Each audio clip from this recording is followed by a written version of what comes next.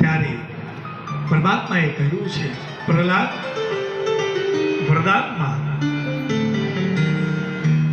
પ્રહલાદે કાંઈ નથી કહ્યું. પ્રભુ તમે પ્રગટ થયા ને એનાથી વિશેષ મારે કંઈ નથી, મારે કંઈ નથી. ભગવાને બહુ આગ્રહ કર્યો છે, પ્રહલાદ વરદાન મારે કંઈક આપવું છે. પ્રહલાદે બે હાથ જોડી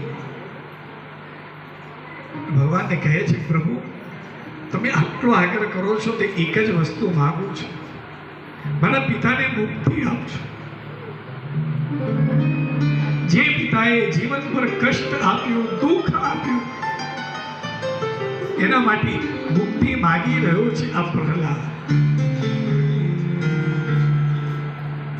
ભગવાને કહી એટલે એને તો મુક્તિ મળી, પણ તું કંઈક માંગ.